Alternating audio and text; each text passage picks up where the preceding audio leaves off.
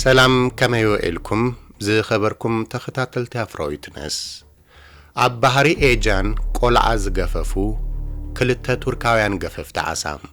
እዚ ሓቀኛ ዛንታ እዩ እቲ ግዜ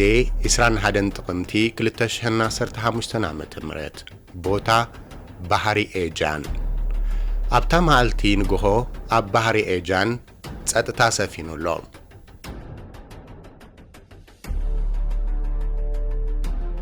ባህሪ ኤጃን ኣብ ሞንጎ ኤሮፓን ኤሽያን ሰንጢቁ ዝሓልፍ መቐጸልታ ማእከላይ ባህሪ እዩ ቱርካዊ ገፋፍ ዓሳ ረሰፕ ኢቭራን ነታ ንእሽቶ ጀልቡ እናቐዘፈ ነቲ ዙሪኡ ጎልቢቦ ዝነበረ ጣቓና ሰንጠቐ ኣብ ከባቢ ገማግም ባህሪ ከተማ ቱርኪ ኩሳዳዲ ኣብ ዝርከብ ባህሪ ይጓዓዝ ኣሎ ከምቲ ኩሉ መዓልቲ መርበቡ ንምድር ባይ ካብ ምህላን ሓሊፉ ግን ካልእ ተጽቢት ኣይነበሮን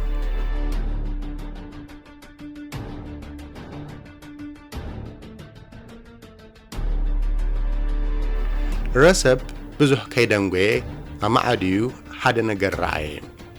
ኣብ ሞንጎ ዝተሰባበረ ቁራጽ ጃልባ ንእሽቶ ነገር የንሳፍፍ ኣሎ ኣብ መጀመርታ ባምቡላ መሰሎ ስለ ዝኾነ ኸዓ እታ ባምቡላ ከምቲ ንቡር ሕጁን ብማዕበል ተኸላቢታ ካብ ዝጠሓለት ስደተኛታት ቆልዑ ዘሳፈረት ጀልባ ዝተረፈት ንብረት ትኸውን ብምባል ብልቡ ሓሰበ ናባዕ ገጹ እናቐረበ ምስከደ ግን ወየ ቅርጽ እታ ባምቡላ እናተቐየረ ኸደ እታ ባምቡላ ፈልኽ ብምባል ተንቀሳቐሰት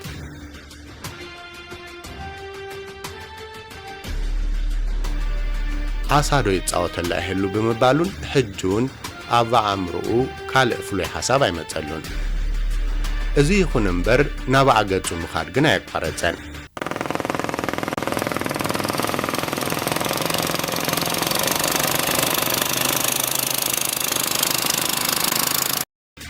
ሃንደበት ሕርመት ልቢ ረሰብ ጠጠው በለት እቲ ባምቡላ ወዲ 1 ዓመትን 6 ወርሕን ዝዕድሚዩ እሸል ቆልዓ ነይሩ ናይ ባሓቂ እሸል ቆልዓ ብህይወት ዘሎ ኣብ ውሽጢ ብዝሓሊ ዝኸርደደ ማይ ን5 ሰዓታት ጸብለል እናበለ ዝተረኽበ ምስኪናይ ቆልዓ ረሰብ ተቐላጢፉ ንመሳርሕቱ ሴናፕ እናዓወየ ጸውዖም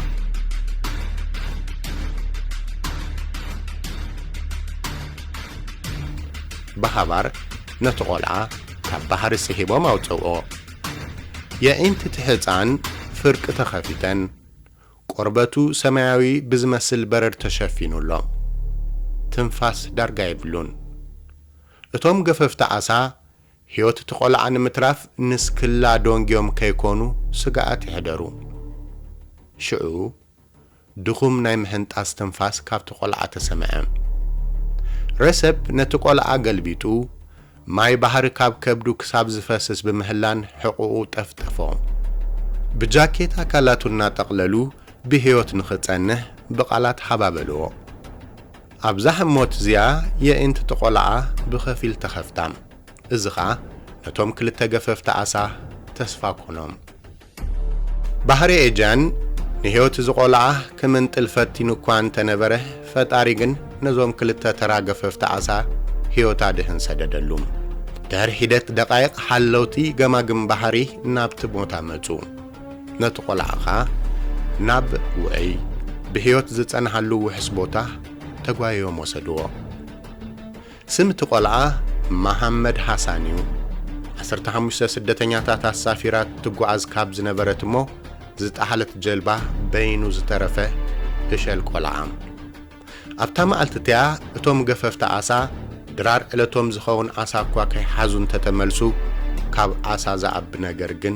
ገፊፎም ተመሊሶም ኣለዎ ዓለም ድማ ነታ ሕሞትትያ ከምዚ ክትብል ትዝክራላ ካብ ባህሪ ኤጃን ቆልዓ ገፊፎም ዝተመልሱ ክልተ ቱርካውያን ክትብል እዚ ኣፍራዊትነስ እዩ